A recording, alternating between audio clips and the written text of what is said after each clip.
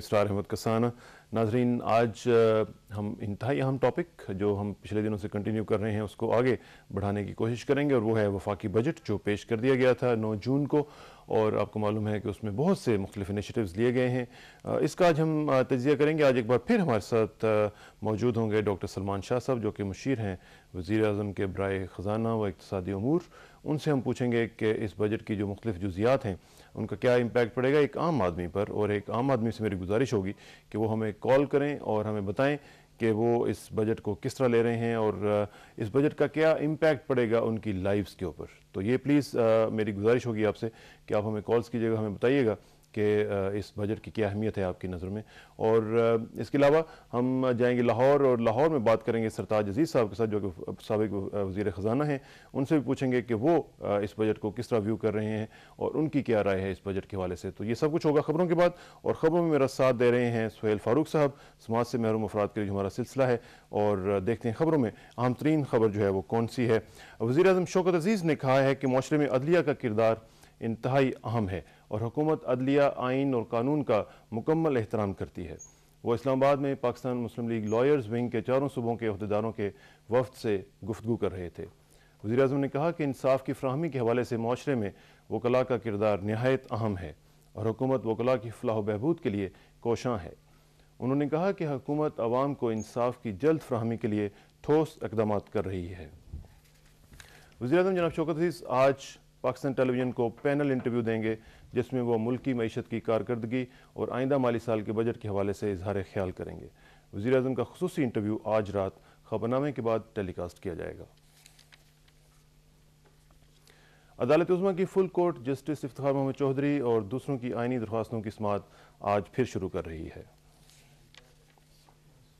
इंसानी स्मगलिंग और money laundering की रोकथाम और सरहदों पर गैर कानूनी नकलो हरकत के खात्मे के हवाले से कॉन्फ्रेंस कल ऑस्ट्रिया के दारुल-हुकूमत वियना में शुरू हो रही है। इसका एहतमाम अक़वाम मुत्तहिदा ने किया है। कॉन्फ्रेंस में पाकिस्तान की नुमाइंदगी वज़ीर दाखिला आफ्ताब अहमद खान शेरपाव करेंगे। वियना रवानगी से कबल इस्लामाबाद एयरपोर्ट पर मीडिया से बातचीत करते हुए वज़ीर दाखिला ने कहा कि कॉन्फ्रेंस से खित्ते में मुनशियात और इंसानी स्मगलिंग जैसे जराइम की रोकथाम के लिए मुश्तरका लाहे अमल तय करने में मदद मिलेगी। फ्रांस में सदर निकोलस सरकोजी की पार्टी ने मुल्क के पार्लिमानी इंतखाबात के पहले मरहले में वाज़ेह बरतरी हासिल कर ली है। तवक्को है कि सरकोजी की UMV पार्टी पार्लियामेंट की 577 नशिस्तों में से कम 383 सीटें हासिल करने में कामयाब हो जाएगी।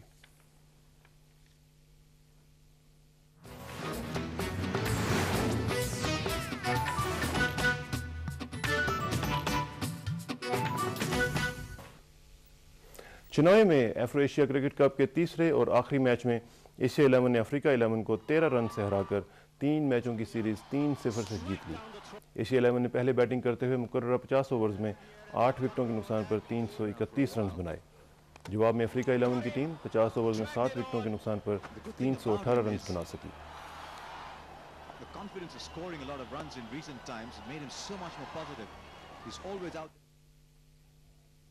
स्पेन के राफेल नदाल ने मुसलसल तीसरी मरतबा फ्रेंच ओपन टेनिस टूर्नामेंट जीत लिया है। पेरिस में खेले गए फाइनल में राफेल नदाल ने स्विट्जरलैंड के रोजर फेडरर को 6-3, 4-6, 6-3 और 6-4 से शिकस्त दी।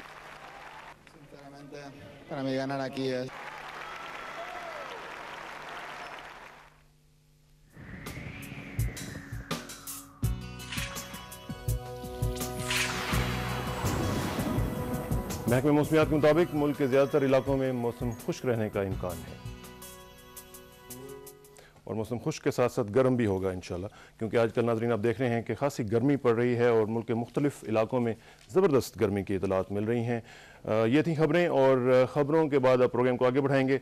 लेकिन आपको मालूम है नाज़रीन, हमारा जो सिलसिला है एक कायद-ए-आज़म या अल्लामा इकबाल का, आज अल्लामा इकबाल के अलावा आज कायद-ए-आज़म के अल्फाज जो हैं वो हम आपके सामने पेश करेंगे। कायद-ए-आज़म, और ये भी कॉमर्स के हवाले से और इकोनॉमी के हवाले से हैं। ये एक एड्रेस पेश किया गया था उनको कराची चैम्बर ऑफ कॉमर्स में 27 अप्रैल 1948 को। उसके जवाब में कायद-ए-आज़म के अल्फाज हैं, government will seek to create conditions in which industry and trade may develop and prosper by undertaking surveys of Pakistan's considerable resources of minerals, schemes for the development of country's water and power resources, plans for the improvement of transport services, and the establishment of the ports and an industrial finance corporation. Just as Pakistan is agriculturally the most advanced country in the continent of Asia, I am confident that if it makes the fullest and the best use of its considerable agricultural wealth in the building up of her industries, it will, with the traditions of craftsmanship for which her people are so well known and with their ability to adjust themselves to new techniques, soon make its mark in the industrial field. ये कायदे के अल्फाज नाजरीन, और इसमें भी वो पाकिस्तान की कमिटमेंट की बात कर रहे हैं, और वो यही कह रहे हैं कि अगर पाकिस्तानियों ने अपनी कमिटमेंट के साथ और मेहनत के साथ जिस तरह जिसकी वो उनकी रेपुटेशन है उस तरह मेहनत की, तो वो इंशाल्लाह हर फील्ड में बशमूल इंडस्ट्रियल फील्ड में उन्होंने कहा है कि वो तरक्की करेंगे, और इंशाल्लाह और ऐसा ही हो रहा है। पाकिस्तान अगर आप देखें कि 47 के बाद और 48 के बाद अगर आप देखें तो पाकिस्तान ने माशाल्लाह बहुत तरक्की की है, और पाकिस्तान इसी इकॉनमी के हवाले से आज हम बात भी करेंगे कि जिसका हम जिक्र कर रहे हैं। और इसमें मैं आपसे गुजारिश एक बार फिर करूँगा कि आप हमें कॉल्स कीजिएगा और हमें बताइएगा कि आप इस हवाले से, ख़ास तौर पर बजट के हवाले से जिन लोगों का एक कंसर्न है वो हमें ज़रूर बताएं और हमसे शेयर कर सकें। आज बजट के हवाले से मैं आपको बताता चलूँ कि बजट की मुख्तलिफ जो जुज़ियात हैं उनके हवाले से, लेकिन उससे पहले मैं आपको नंबर्स अपने बताता चलूँ ताकि आप अपनी कॉल्स तैयार कर लें और हमें कॉल्स करें। अभी डॉक्टर सलमान शाह साहब का हम वेट कर रहे हैं, जैसे ही वो आएंगे उनसे हम बात भी करेंगे, लेकिन इन द मीन टाइम मैं चाहूँगा कि आप अगर कॉल्स करना चाहें तो हम आपकी कॉल्स लेना शुरू करें ताकि आपके जो पॉइंट्स हैं, जो रेलेवेंट पॉइंट्स हैं वो हम लिख लें, और जब वो आएंगे तो हम उनसे डिस्कस करेंगे।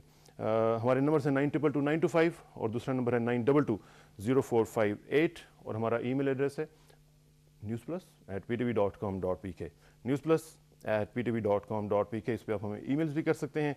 बजट के हवाले से मैं थोड़ा सा आपको बताता चलूँ नाजरीन के 18 खरब 74 अरब रुपए का बजट 9 जून को पेश किया गया, और इसमें ज़रूरी बिजली सस्ती करने का ऐलान किया गया, खादों पर सब्सिडी देने का ऐलान किया गया, दरामदात पर 1% टैक्स जो है वो लगाया गया है, पेट्रोलियम मसनूआत पर दरामदी ड्यूटी का ऐलान किया गया है, ओल्ड एज पेंशन जो है उसको कम से कम 1500 रुपये कर दिया गया है, माहाना उजरत यानी मिनिमम वेज जो पिछले साल 4000 की गई थी इस दफ़ा बढ़ाकर 4600 यानी 4600 रुपये कर दी गई है। PSDP जो है तरक्याती अखराजात जिनको कहते हैं, साल का हमारा जो एक प्रोग्राम है वो उसके लिए 520 अरब रुपये रखे गए हैं, और इसमें आपको मालूम है कि बहुत बड़ा एक तरक्याती प्रोजेक्ट जो है वो लॉन्च किया गया है।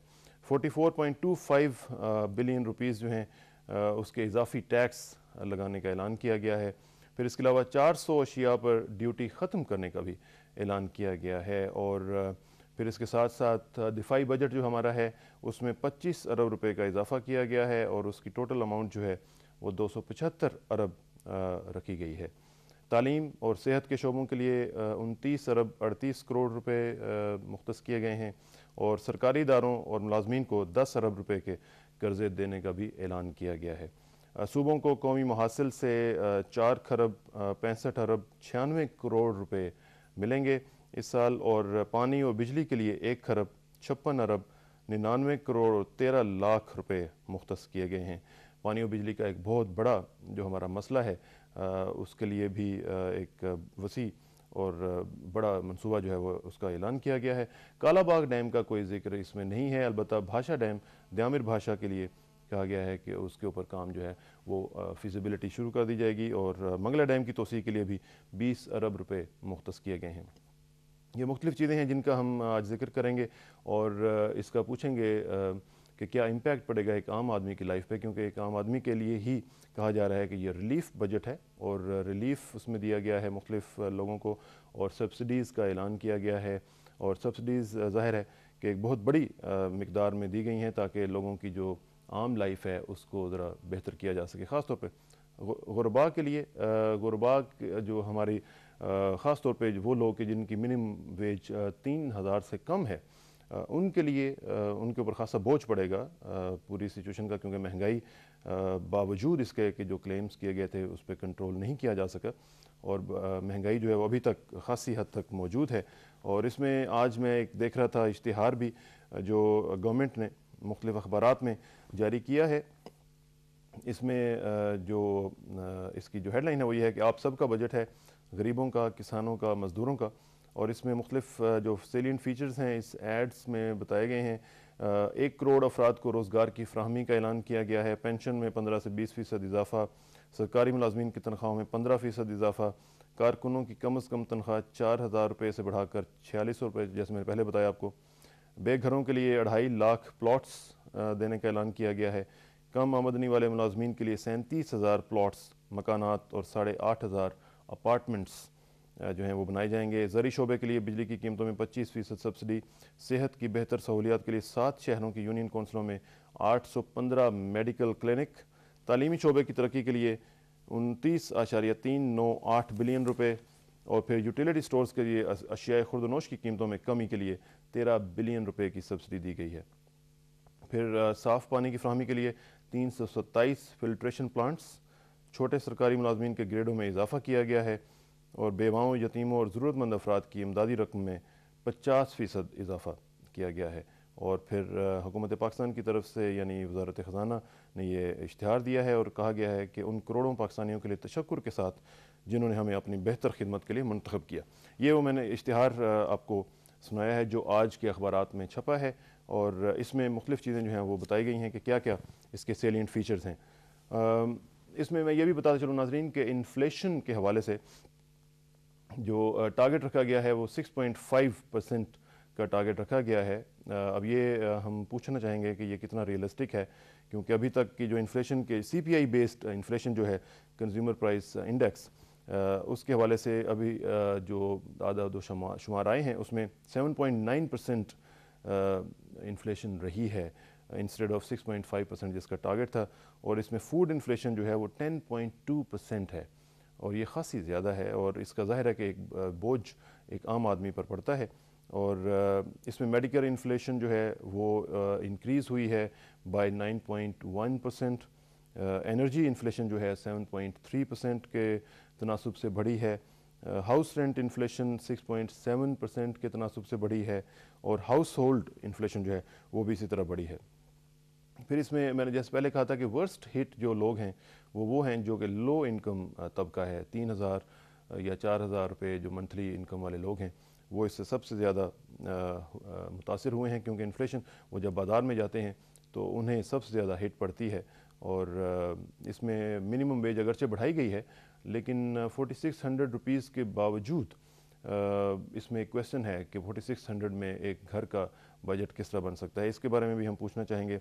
फिर इसमें नाज़रीन मुख्तलिफ़ चीज़ें जो हैं वो जिस तरह मैंने कहा था कि सब्सिडीज़ भी दी गई हैं और इसके साथ साथ बैंकिंग सेक्टर जो है वो भी फ्लरिश कर रहा है ख़ासा, और इसका भी हम इम्पैक्ट जानना चाहेंगे कि बैंकिंग सेक्टर के ऊपर क्या मामला चल रहे हैं।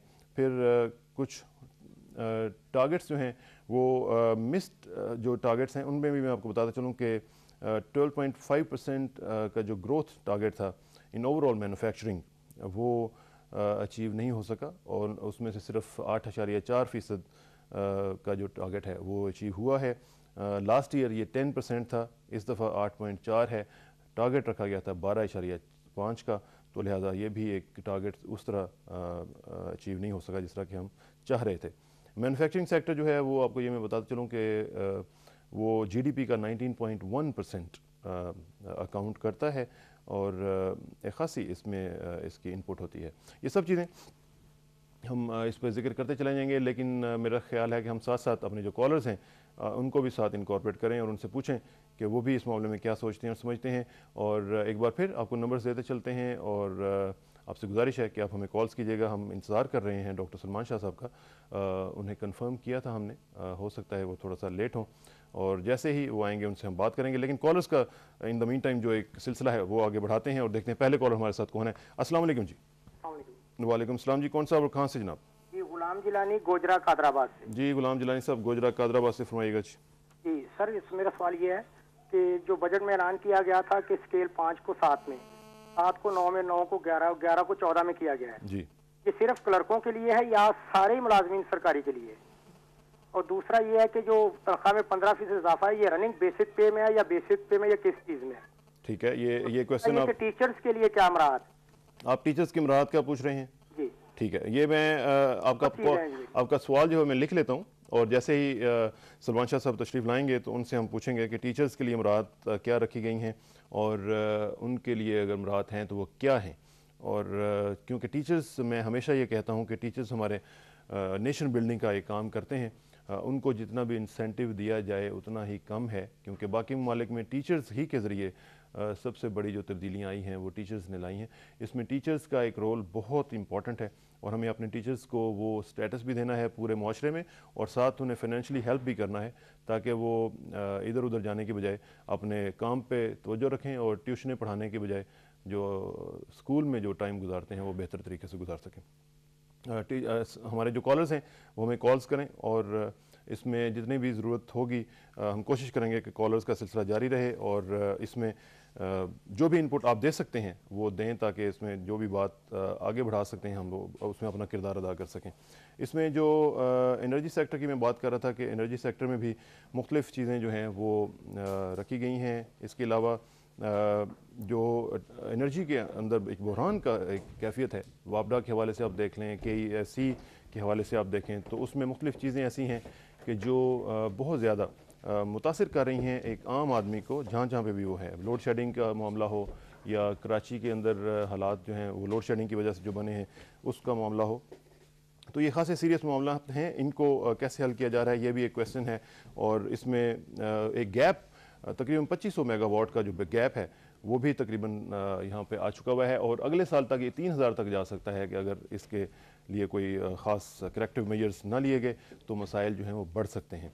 तो इसमें हम मज़ीद बात करेंगे और इसमें आपकी कॉल्स जो हैं वो इम्पॉर्टेंट होंगी। आप हमें कॉल्स कीजिएगा और ख़ास तौर पे जो एक आम आदमी है वो हमें बताए कि स्ट्रीट के ऊपर जो चलते हुए जो उसके मामलात हैं, जो मसाइल हैं वो कैसे हल हो रहे हैं और इस बजट से उसकी लाइफ के ऊपर क्या इम्पैक्ट पड़ेगा। ये सब चीज़ें डिस्कस करेंगे। और आपकी इतला के लिए कि हमारे स्टूडियोज़ में तशरीफ़ ला चुके हैं जनाब सलमान शाह साहब, मुशीर वज़ीर आज़म बराए इक़्तिसादी उमूर और ख़जाना। अस्सलाम वालेकुम सलमान साहब, कैसे हैं जी आप? Must be tired. बस जी, ये बजट का जो ज़माना है इसमें तो ये हमारा एक बड़ा हेक्टिक पीरियड होता है और टायर्ड तो नहीं होता क्योंकि इस वक्त इतनी एक्साइटमेंट होती है और एक एफर्ट जो हमने की है वो अब कौम के सामने आती है तो उसकी फीडबैक मिलती है। कैसा फीडबैक मिल रहा है आपको? देखिए, हमें बड़ा अच्छा फीडबैक मिल रहा है और अवाम ने इसको अप्रिशिएट किया है और इस किस्म की जो रिलीफ दी गई है वो उन्होंने उसको ख़ासा सराहा है। और बाकी जो इकॉनमी में हम प्रोग्राम्स कर रहे हैं, PSDP के जो प्रोग्राम्स हैं, पानी के जो प्रोग्राम्स हैं, कम्युनिटी के जो प्रोग्राम्स हैं, वो आहिस्ता आहिस्ता जैसे जैसे समझ आती है तो वो फिर उसका पॉजिटिव है एक रिएक्शन। हमारी अपोजिशन जो है वो अपना अपोजिशन का रोल अदा कर रही है और वो कोशिश ये कर रही है कि ये जगलरी है फैक्ट्स एंड फिगर्स की, तो वो एक खासा प्रेडिक्टेबल उनका रिएक्शन होता है क्योंकि उन्होंने एक पोजीशन ली हुई है। अपोजिशन की जब बजट पेश भी होता है तो वो उठ के चले जाते हैं, लेकिन जनरल पब्लिक में बड़ा अच्छा जा रहा है। मीडिया ने भी उसको बड़े पॉजिटिवली देखा है। जो भी दिए गए हैं एक्शंस लिए गए हैं उनको आई थिंक जनरली पॉजिटिव ही आया। इसमें जो बेसिक चीज़ है वो इन्फ्लेशन के हवाले से आती है सलमान शाह साहब, और इसमें मैं देख रहा था मुख्तलिफ फिगर्स और इसमें इन्फ्लेशन के हवाले से जो हमारा टारगेट था वो हम अचीव नहीं कर सकते हैं। CPI बेस्ड इन्फ्लेशन जो है वो 7.9% पे रही है इंस्टेड ऑफ 6.5% जो टारगेट था। फूड इन्फ्लेशन 10.2% पे रही है। तो इससे तो एक आम आदमी को तो कोई ख़ास फ़र्क नहीं पड़ा इस साल में। तो देखें, इसमें जो टारगेट था हमारा 6.5% था जी। 6.5% के जगह ये 7.5 और 7.9 के दरमियान कहीं आएगी। ये क्योंकि 1-2 माह की अभी डेटा आना है मई और जून का, और मई और जून में आपको पता है कि बेहतर सप्लाई लाइन बड़ी बेहतर भी हुई है और उसका इम्पैक्ट जो है वो पॉजिटिव ही होगा। अब ये है कि फूड इन्फ्लेशन 10% की जो है उसके पहले भी मैं इस प्रोग्राम में भी कह चुका हूँ कि दुनिया में इस वक्त फूड की इन्फ्लेशन जो है वो 18% चल रही है। तो अगर आप अपने इर्द गिर्द के मालिक भी देखें, भारत को देख लें, अफ़गानिस्तान को देख लें, इधर ईरान में देख लें, मिडल ईस्ट में देख लें, तो हमारी दुनिया इस रीजन में सबसे सस्ती हैं फूड प्राइसेस। आटे की प्राइस जो है हमारी 14 रुपये केजी है, वहाँ पे 22 रुपये केजी इंडिया में बिक रही है क्रॉस द बॉर्डर, और यहाँ से वो इंपोर्ट करना चाहते हैं वीट को, जो कि हमारी बड़ी बम्पर क्रॉप हुई है, वो उसको हमने फ़िलहाल उसको बंद कर दिया है एक्सपोर्ट को, ताकि हमारी अपनी प्राइसेस ना ऊपर जाएं। लेकिन ये है कि इंटरनेशनल प्राइसेस अगर 18% जाएंगी तो हमारी प्राइसेस भी ऑब्वियसली उसको फॉलो करती हैं, क्योंकि हमारा जो क्रॉप्स हैं ये इंटरनेशनल क्रॉप्स हैं। शुगर केन जो है आपने देखा कि 40 रुपये मन हम प्रोक्योर करते थे गन्ना, अब वो 70-80 रुपये मन प्रोक्योर हो रहा है। ये जो गंदम है 425 रुपये मन हमने लास्ट प्राइस की है। हमारी हुकूमत से पहले ये 150-200 रुपये मन पे प्रोक्योर होती थी। उसकी अब इम्पैक्ट ये है कि जो किसान है उसको अब पहली दफ़ा अच्छी कीमत मिलनी शुरू हुई है, और किसानों को जो एक इनकम आती है और अच्छे बम्पर क्रॉप्स आ रहे हैं, तो उसके साथ साथ हमारी देही इकॉनमी का पहिया चल पड़ा है, और वहाँ पे एक खुशहाली नज़र आती है, वहाँ पे कंजम्पशन हो रही है, वहाँ पे लोग हर चीज़ ख़रीद रहे हैं। तो ये एक बहुत 65% हमारे मुल्क का जो हिस्सा है उसमें एक तवानाई आई है, वाइब्रेंसी आई है। अच्छा, वाइब्रेंसी, और उसके साथ साथ जो हमारे जो कंज्यूमर्स हैं उनके ऊपर जो इम्पैक्ट आ रहा है, उसके लिए हमने ये सारी रिलीफ मेजर्स किए हैं। रिलीफ मेजर्स आपने दोनों को हम बैलेंस कर गरीब आदमी के लिए आपने उसकी तनख्वाह बढ़ा दी है, मिनिमम वेज आपने 4600 कर दिया। पिछले प्रोग्राम में तो हम अंदाज़ा लगा रहे थे कि शायद 5000 होगी, लेकिन वो 4600 तक आके रुक गई है। उसकी वजह ये है कि हमने जो सरकारी मुलाजमीन की तनख्वाहें बढ़ाई हैं 15% बढ़ाई हैं, और मिनिमम वेज भी हमने उसके मुताबिक 15% बढ़ाई है। तो 4000 पे 15% 600 रुपया बनता था, तो 4600। टीचर्स के लिए भी एक कॉलम मुझे कह रहे थे एक और चीज़ जो बड़ी इंपॉर्टेंट है ना, ये मिनिमम वेज की, ये हमारी जो इंडस्ट्री है वो इसके बहुत ख़िलाफ़ थी, और ये हमने एक सिग्नल दिया है कि जो मज़दूर है उसको हम उसकी तनख्वाहें कम रख के तरक्की नहीं कर सकते, और जितने भी सरमायादार हैं उनको अपने मज़दूरों का हक पूरा अदा करना चाहिए, और एक पाकिस्तान को डिसेंट वेज कंट्री बनाना चाहिए, यानी कि मुनासिब आप तनख्वाह दें जिसमें कुछ गुजारा हो सके। ये नहीं है कि आप दुनिया की सबसे कम तनख्वाहें दें और फिर कहें जी अब हम एक्सप्लॉयटेशन है, वो एक्सप्लॉयटेशन। सो अब ये हर साल ये इसी तरह ये मिनिमम वेज बढ़ेगी, और उसका जो आपकी कंपेटिटिवनेस पे असर पड़ता है उसको आपने प्रोडक्टिविटी के ज़रिए ख़त्म करना है। सो ये हमने जो लिंकेज की है वेज की प्रोडक्टिविटी के साथ, ताकि मज़दूर को एक लिविंग वेज मिले, और उसके साथ साथ जो हमारे कारखाने हैं उनकी प्रोडक्टिविटी बढ़े। अब चाइना की जो प्रोडक्टिविटी है उससे हमारे कई सेक्टर्स में 1/3 प्रोडक्टिविटी है। तो अगर हम अपनी प्रोडक्टिविटी को चाइना के करीब लेके जाते हैं तो फिर हम इससे ज़्यादा भी वेजेस दे सकते हैं। सो अब वेज और प्रोडक्टिविटी का जो बैलेंस है वो बिल्कुल बरकरार रखना चाहिए, और मैं ये आम हमारे जो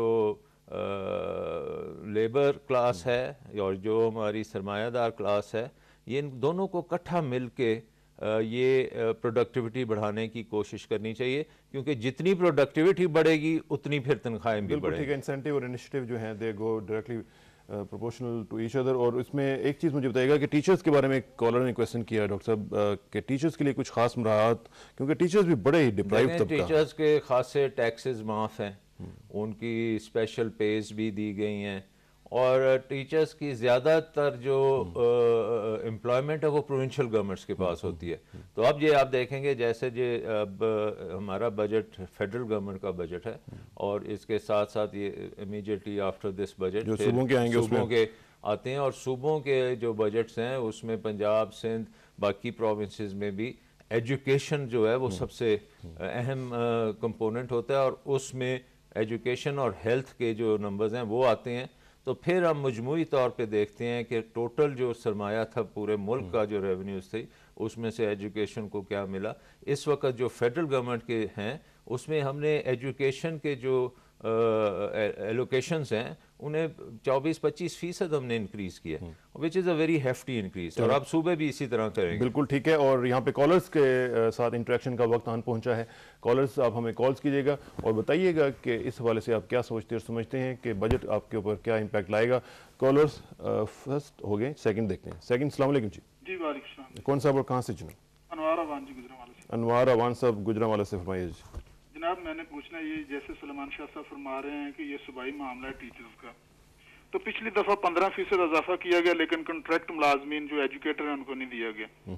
उनकी क्वालिफिकेशन है MA, M.Ed और M.Phil तक, और 5000 रुपये उन्हें दिया जा रहा है। और वजीर आजम साहब तो वफाकी है ना, उन्होंने इस्लाम टीचर डे पे टीचिंग अलाउंस अनाउंस किया था, वो अभी तक नहीं मिल सका। क्या ये सिर्फ लफाजी तक ही महदूद है या सिर्फ अलानत और दावे ही हैं और अमलन कुछ नहीं है? और दूसरा मैं एक और सवाल करना चाहता हूँ आपकी इजाजत से और सलमान शाह साहब से, जनाब बहुत एहतराम के साथ, कि जनाबे वाला अगर एक बद्दू हज़रत उमर से एक चादर से ज्यादा चादर का सवाल कर सकता है, तो क्या ये मैं सर्च कर सकता हूँ कि आपकी तनख्वाह कितनी है और एक M.Phil की क्या तनख्वाह है? चलें ठीक है, thank you very much. Personal question, लेकिन मैं डॉक्टर साहब से पूछूंगा इस हवाले से। लेकिन सेकंड कॉलर जो है, एक और कॉलर को साथ ब्लेंड करते हैं, दोनों का जवाब इकट्ठा लेंगे। अस्सलाम वालेकुम जी। अस्सलाम वालेकुम। कौन साहब और कहाँ से जी? इसरार अहमद कसाना भाई है जी, बोल रहा हूँ जनाब, गुजारिश कर रहा हूँ। अच्छा भाईजान, पूछना आपसे ये था कि जो है ना काफी अरसे से जो है ना PTCL के प्राइवेटाइजेशन के बाद जो है ना PTCL के मुलाजिमीन की तनख्वाह में इजाफा नहीं किया गया, ठीक है, एक बात। दूसरी बात है कि प्रमोशन के लिए जो अभी अपग्रेडेशन का जो इस बजट में ऐलान किया गया है, क्या उसका इतलाक जो है ना उस पे होगा PTCL के मुलाजिमीन के लिए? आप अपना तारुफ करवा दीजिएगा। नाम मेरा मौजम है, इस्लामाबाद से बोल रहा हूँ, सॉरी, इस्लामाबाद से मौजम साहब। Thank you very much for your call जी। पहले कॉलर अनवार अवान साहब गुजरांवाला के एजुकेटर्स के हवाले से पूछ रहे थे और साथ साथ उन्होंने आपकी भी देखें, अनवार साहब का जो सवाल था बड़ा इंपॉर्टेंट सवाल है, और एज अ नेशन हम जिस लेवल से एजुकेशन को ऊपर लाने की कोशिश कर रहे हैं, बिल्कुल एजुकेशन को खोखला कर दिया गया था।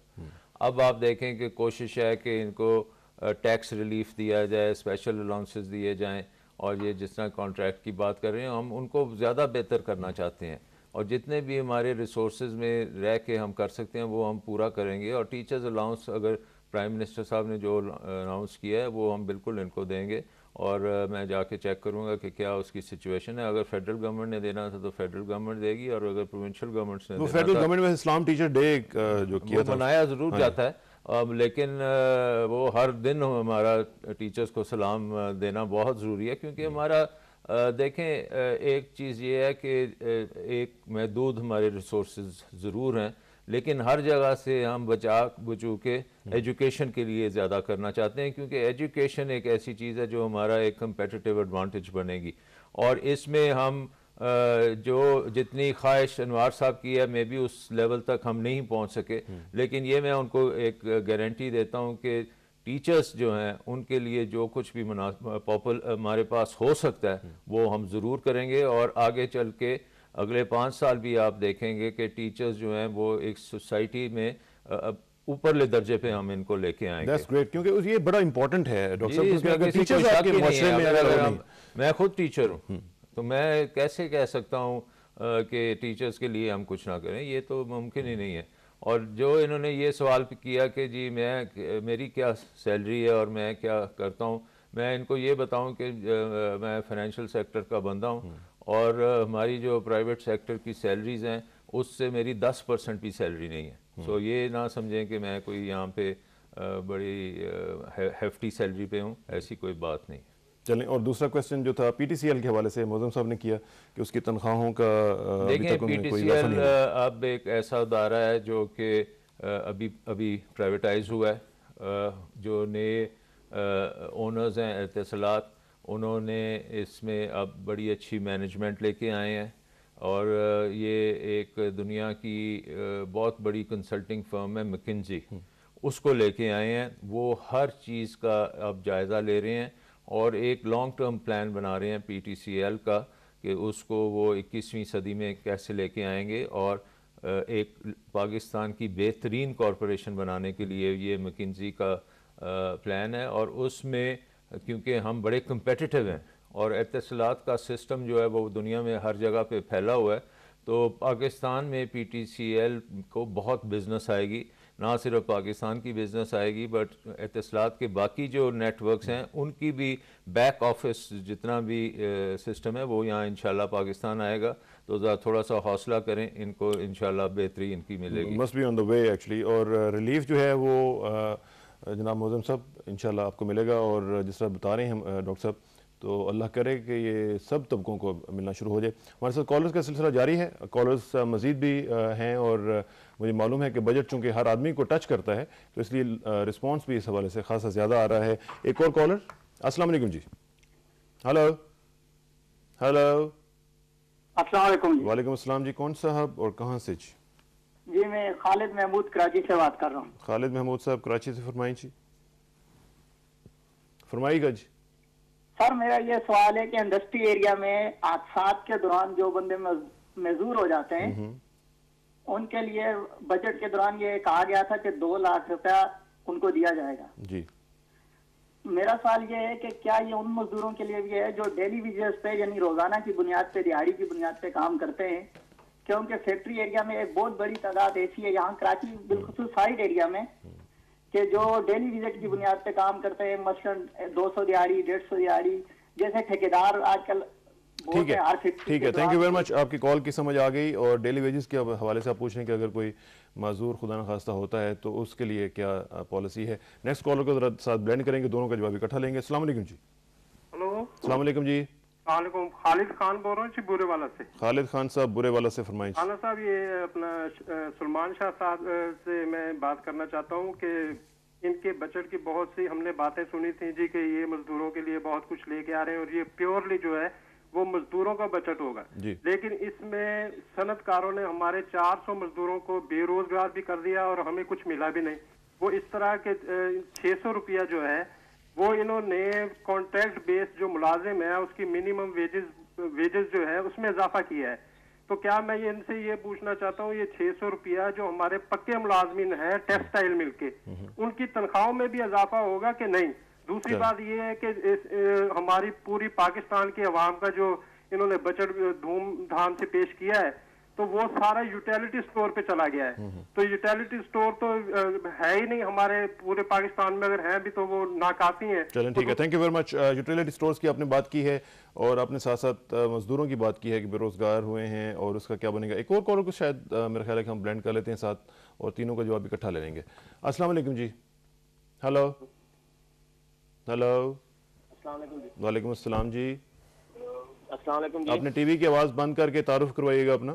जी मैं मोहसिन अली खान बोल रहा हूँ चीचा वतनी से। चीचा वतनी से, फरमाइएगा जी। मेरा डॉक्टर साहब से सवाल है कि ये जो उन्होंने 15% सैलरी बढ़ाने का ऐलान किया, ये बेसिक पे है या रनिंग पे है? चलें, ये भी पूछ लेते हैं, बेसिक पे है या रनिंग पे है। और thank you very much for your call जी। पहला क्वेश्चन खालिद महमूद साहब कराची से, डेली वेजेस के लिए हादसात में कोई गुंजाइश है? अगर देखिए, इसमें हमने जो लेबर लॉज हैं उसमें ज़्यादा से ज़्यादा वर्कर्स वेलफेयर फ़ंड और वर्कर वेलफेयर जो पार्टिसिपेशन के फंड्स हैं उनकी जो एडमिसिबिलिटी है उसको बेस को इंक्रीज़ किया और कॉन्ट्रैक्ट एम्प्लॉयज़ को भी उस प्रॉफिट के शेयर में अब हिस्सा देने का बनाया है। मिनिमम सीलिंग जो है 12,000 से 20,000 तक हमने की है कि जो पार्टिसिपेट कर सकते हैं इन फंड्स में। तो कोशिश ये है कि ज़्यादा से ज़्यादा मराहत दी जाएँ।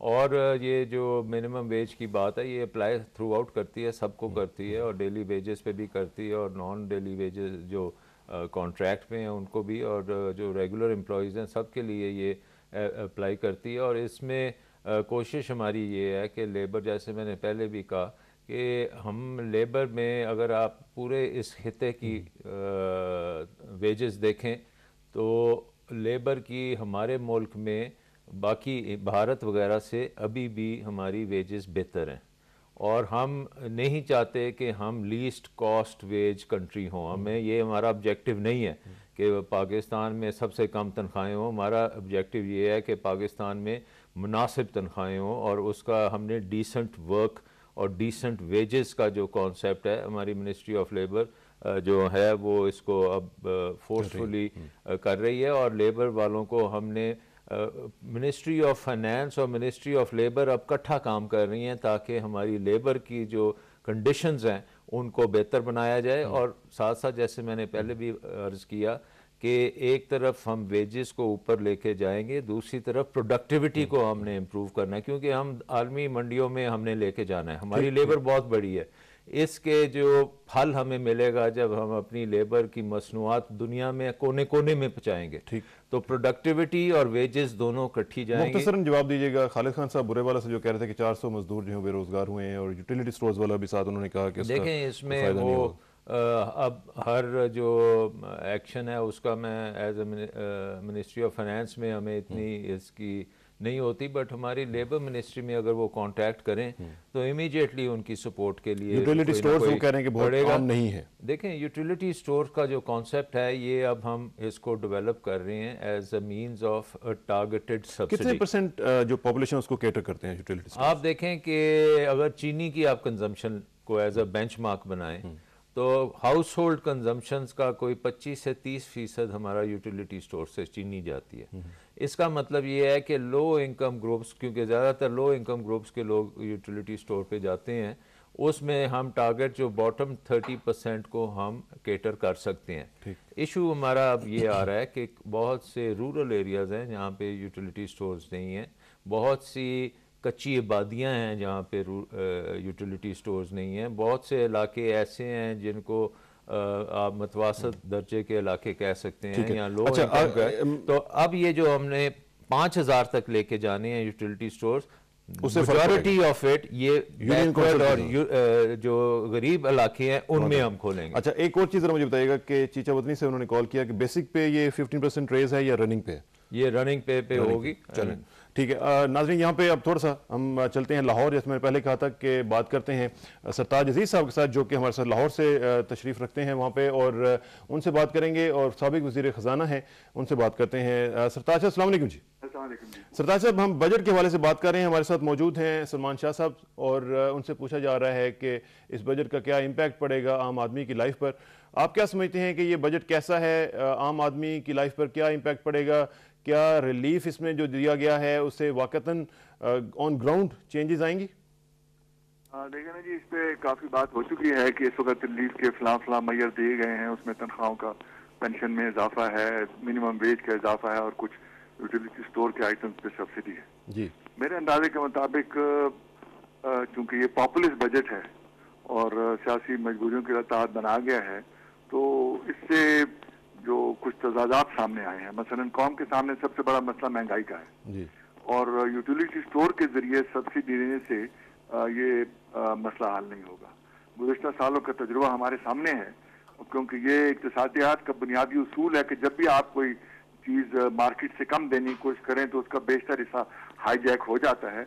वैसे भी यूटिलिटी स्टोर की रसाई बावजूद 5000 और स्टोर खोलने के 5-6% से ज़्यादा नहीं है। इससे आगे बढ़कर जो ज्यादा बुनियादी नुकता है वो ये है कि बजट की सिमत या स्ट्रेटेजी क्या है। अब इस साल कहने को तो बजट का खसारा 4.2 है, लेकिन कारपोरेशनों का खसारा बीच में डाला जाए तो 5% है।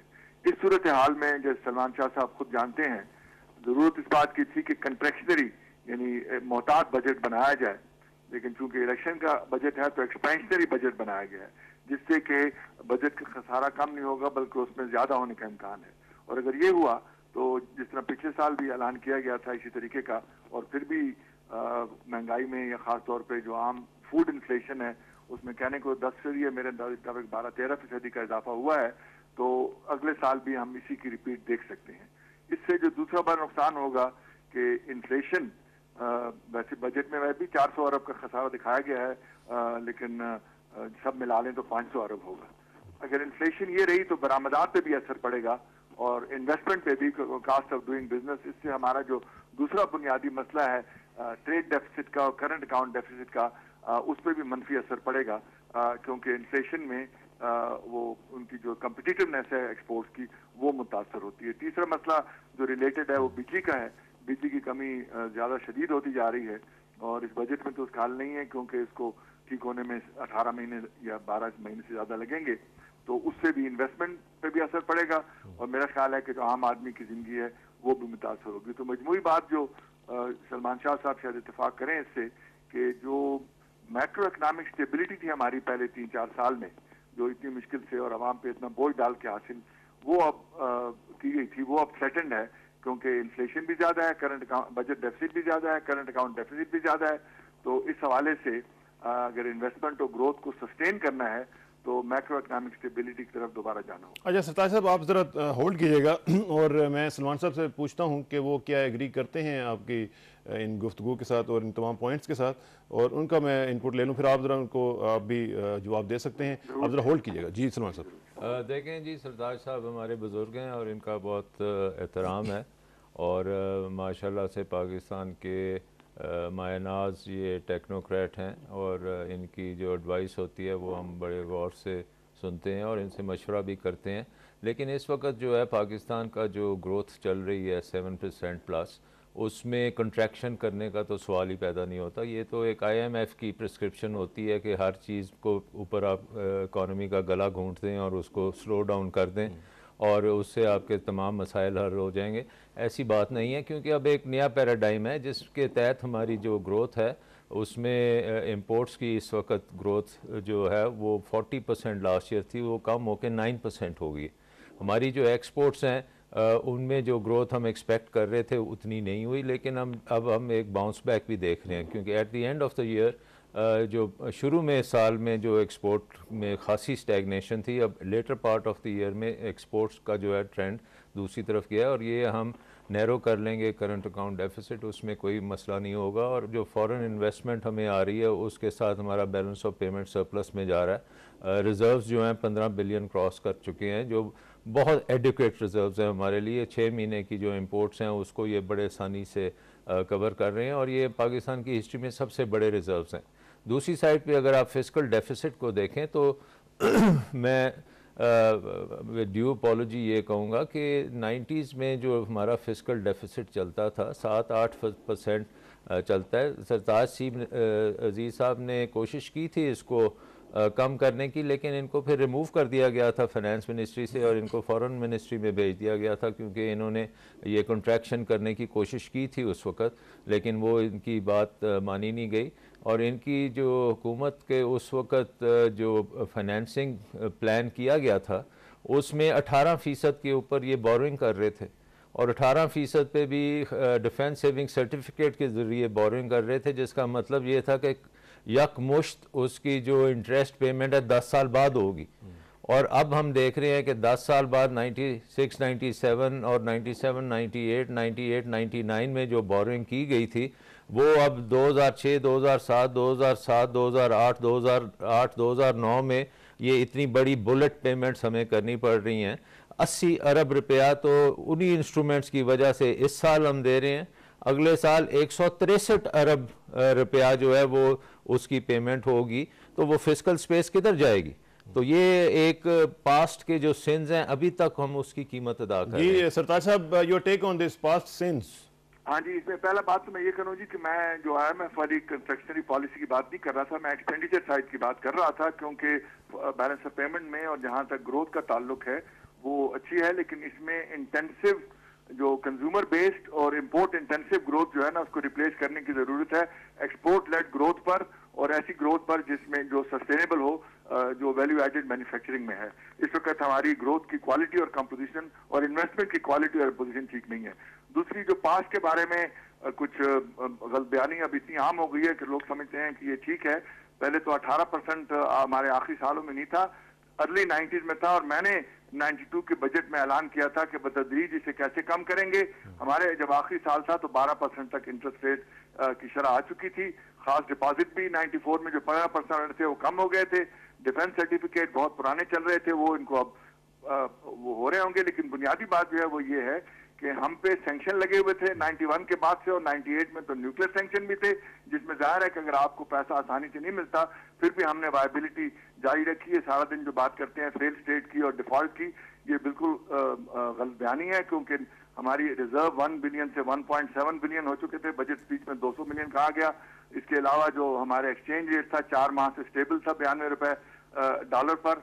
तो इस तरह की गलतबयानी से एतराफ़ करना चाहिए, क्योंकि लोगों के पास रिकॉर्ड मौजूद है।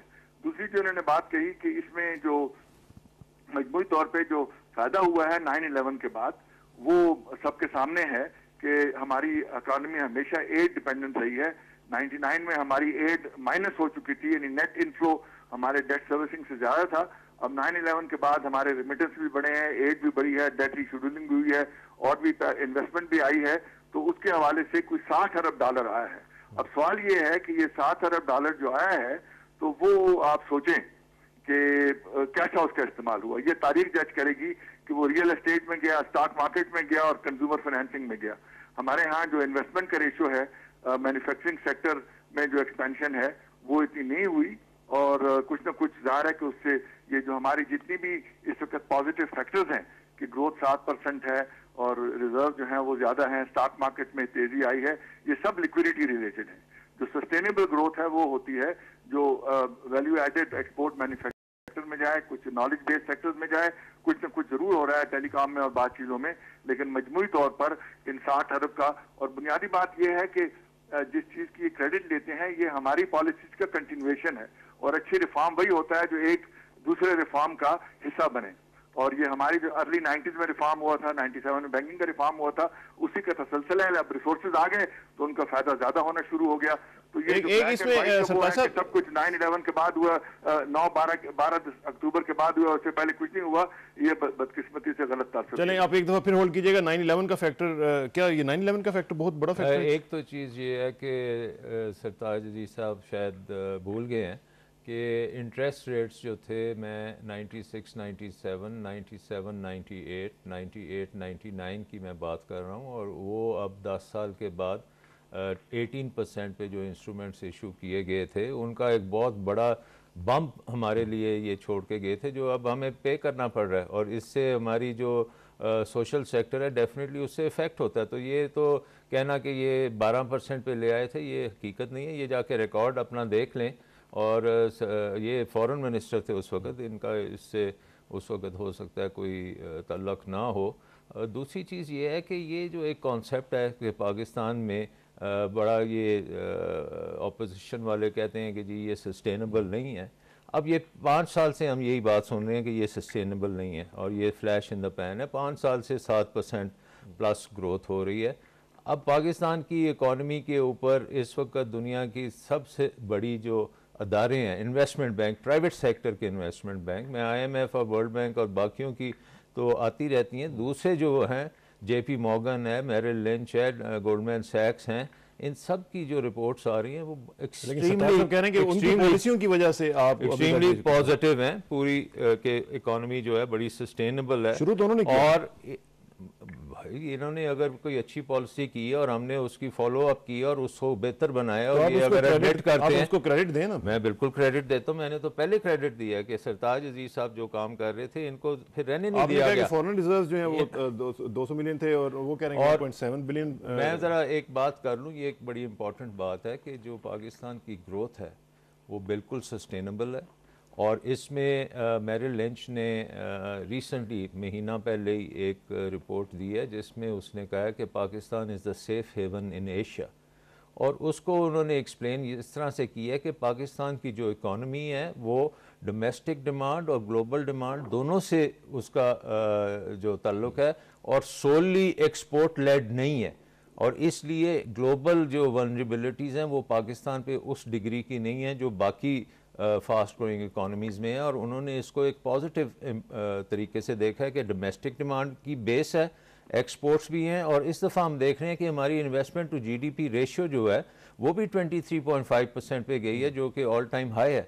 सो अब पाकिस्तान की इकॉनमी को कोई ये नहीं कह सकता कि ये सस्टेनेबल नहीं है। और जहाँ तक कंज्यूमरिज्म का ताल्लुक है तो ये दुनिया ग्लोबलाइजेशन के में अब पहुँच चुकी है और कंज्यूमर फाइनेंस जो है वो एक बहुत क्रिटिकल इंग्रेडिएंट है आपकी इकॉनमी का। आप ये देखें कि पाकिस्तान में कंज्यूमर फाइनेंस 4% ऑफ GDP है, ब्रितानिया में 150% ऑफ GDP है, यूरोप में ये 100 से 150% ऑफ GDP कंज्यूमर फाइनेंस है, अमेरिका में सारी उनकी इकॉनमी कंज्यूमर फाइनेंस पे चलती है।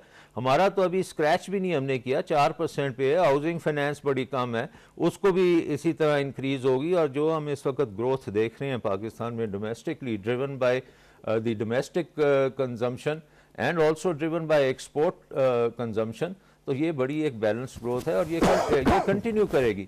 और पर्टिकुलरली आप देखें कि कंस्ट्रक्शन इंडस्ट्री में जो रिवाइवल हुआ है और जो कंस्ट्रक्शन इंडस्ट्री में इस वक्त ग्रोथ चल रही है, कंस्ट्रक्शन के साथ 75 डिफरेंट इंडस्ट्रीज़ मुंसलिक होती हैं और सब में ये इस किस्म की ग्रोथ है। कंस्ट्रक्शन 17% इंक्रीज़ कर रही है, सीमेंट जो है 21% इंक्रीज़ कर रहा है, पेंट्स एंड वार्निशेस 43% इंक्रीज़ कर रही हैं, सरिये की देखें चीज़ें, आप घर की सैनिटरी चीज़ें देखें, हर चीज़ में डबल डिजिट क्या 20% रेंज में वो ग्रो कर रही हैं। और कंस्ट्रक्शन इंडस्ट्री जो है वो वेजेस के लिए बड़ी अच्छी है, वो लेबर के लिए बड़ी अच्छी है, अनस्किल्ड लेबर में वहाँ पे जंप मिलता है। उसके साथ साथ आप देखें कि इकॉनमी में जो एग्रीकल्चर में ग्रोथ आ रही है, रूरल इकॉनमी में एक जान पड़ गई है। इतनी बड़ी क्रॉप जो आई है ये सपोर्ट प्राइस बेहतर देने से आई है, ये फर्टिलाइज़र पे सब्सिडी बेहतर देने से आई है, ये 9/11 से नहीं आई। और ये जो मेजर 9/11 की जो बात करते हैं कि जी बनांजा 9/11 से मिला, 9/11 ने तो हमें हर्ट भी किया। आप अपनी एक्सपोर्ट्स को देखें, एक्सपोर्ट्स हमारी $3-4 बिलियन एक्स्ट्रा होती हैं अगर ये 9/11 ना होता, क्योंकि उसकी वजह से आपकी जो यहाँ पे एक परसेप्शन बनी है कि ये वॉर जोन है, यहाँ पे बायर्स नहीं आते। चलें सत्तार साहब, योर रिपोर्टल जी।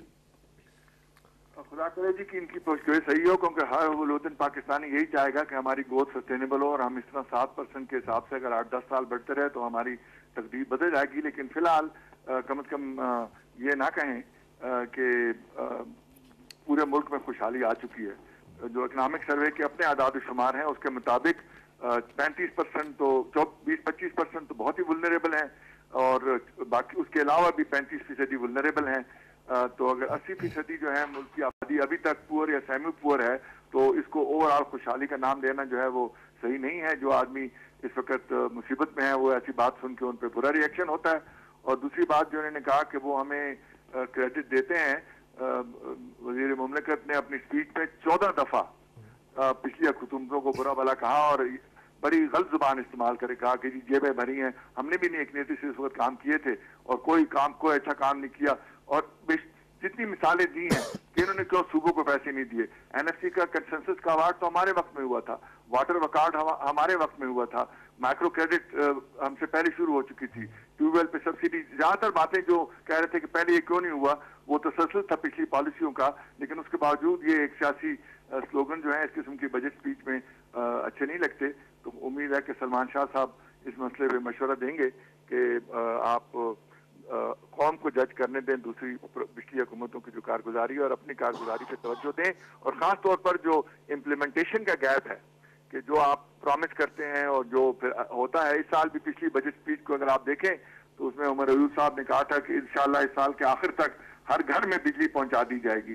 तो वो जहां बिजली जल रही थी वहां भी बुझ गई, अब पहुंचाएंगे कहाँ। उन्होंने कहा था हर घर में पीने का पानी आ जाएगा, हर तमाम आम अशिया जो है खुर्दोनोश की वो मुनासिब कीमत पे मिलेंगी। वो भी इन्फ्लेशन आपके सामने है। तो इसीलिए मैं समझता हूँ कि जो एक सोबर और बड़ा कैलकुलेटेड असेसमेंट करना चाहिए पिछली प्रोमिसेस का और उनके उसके बाद फिर नए प्रोमिसेस करने चाहिए। खुदा करे कि अहदाफ पूरे हों, खुदा करे कि ये जितने भी मकासद हैं ये पूरे हों, क्योंकि हर आदमी के और पाकिस्तान की खुशहाली इसी में है। इसलिए हम दुआ करते हैं, लेकिन हमारा फर्ज है कि हम निशानदेही करें ऐसी चीजों की जिसकी तरफ मसलन मैं कीमतों के हवाले से एक जिक्र करना चाहता हूँ कि अगर ये वाकई खुर्दनी तेल कीमत कम करना चाह रहे थे तो 15% सेल टैक्स हटा देते। दुनिया भर अपने एग्रीकल्चर प्रोडक्ट को सब्सिडी दे रही है, हम उन पर टैक्स लगा रहे हैं। तो इसी तरीके से और भी हर चीज पे एग्रीकल्चर आइटम्स पे और इनपुट्स पे सब्सिडी है। तो वो ज्यादा बेहतर तरीका था महंगाई को कम करने का बजाय इसके कि। आपका बहुत शुक्रिया, इंशाल्लाह आपसे रब्ता रहेगा जी। बहुत मेहरबानी, थैंक यू वेरी मच जी। सलमान शाह साहब, एनर्जी सेक्टर में तो मसाइल हैं। आई थिंक जो सरदार अजीज साहब माशाल्लाह से हमारे बहुत सीनियर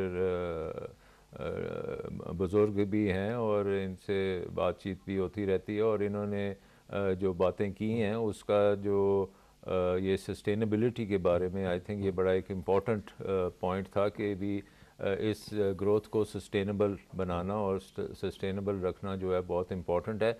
और जो बात उन्होंने पहले की थी कि ये सस्टेनेबल नहीं है, इस सेकंड राउंड में उन्होंने उस सस्टेनेबिलिटी की तरफ थोड़ा सा बेहतर अंदाज में उसको बयान किया। ये हमारे मुल्क की इकॉनमी जो है ये सब के लिए है और ये 7% ग्रोथ तो मिनिमम ग्रोथ है पाकिस्तान के लिए। हम इससे ज़्यादा भी ग्रो कर सकते हैं, 9-10% पे भी जा सकते हैं।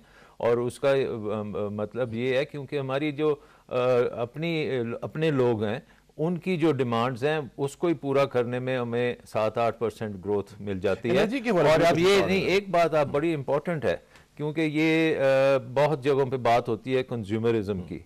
देखें, अगर आपका एक मिडिल क्लास आदमी और इवन विद लो इनकम वो जाके 5,000 रुपये दे के मोटरसाइकिल ख़रीद सकता है, और पहले ये था कि आप लाख रुपए की मोटरसाइकिल थी और जेब में लाख रुपया लेके जाना पड़ता था।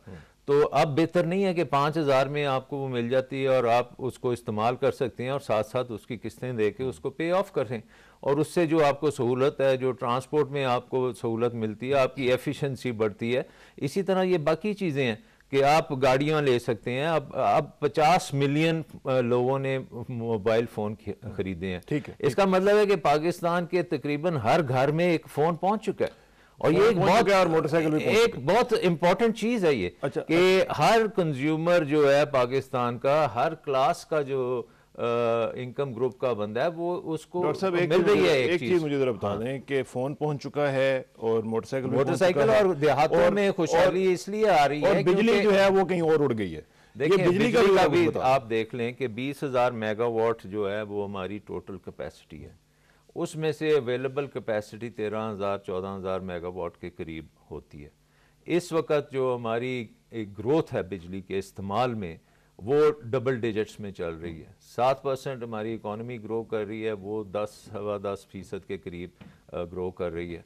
हमारी जो प्रोजेक्शंस जो थी पहले, हमारे पास एक्सेस कैपेसिटी थी, मतलब इतनी ज़्यादा ओवर बिल्ड हमने किया था जिसको बगैर इस्तेमाल किए हुए हमें पैसे देने पड़ते थे, और ये IPPs को हम पैसे देते थे और बिजली हमें ज़रूरत नहीं होती थी। उस वक्त आपको याद है कि पिछले 3-4 साल पहले तो हम बात कर रहे थे कि इंडिया को एक्सपोर्ट कर दें। आपको पूरी तरह याद होगा कि उस वक्त एक्सेस हमारे पास 4 साल पहले हम इंडिया को एक्सपोर्ट करने की बात कर, इस हवाले से बेहतर होने की उम्मीद है। देखें, इस वक्त ये समझने की बहुत ज़रूरत है कि ये जो शॉर्टेज है ये तकरीबन 1,500 मेगावाट की पीक शॉर्टेज है। गर्मी में जब पीक होगी तो उस वक्त 1,500 मेगावाट की होगी, और अवेलेबिलिटी जो है हमारी 13,000 के करीब है। दैट मीन्स के अबाउट 10% के करीब ये शॉर्टेज है।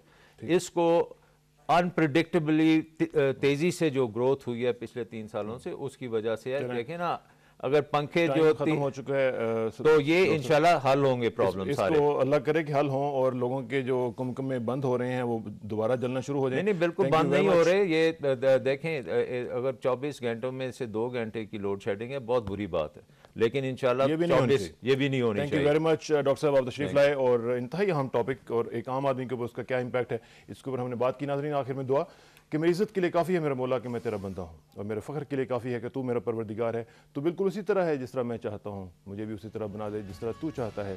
सपुर्दम मतोमाए खेशरा तू दानी हिसाब कमो बेशरा, मुझे इसरा किसानों को कल तक के लिए इजाज़त दीजिए। कल मुलाकात होगी इंशाल्लाह। अल्लाह हाफ़िज़।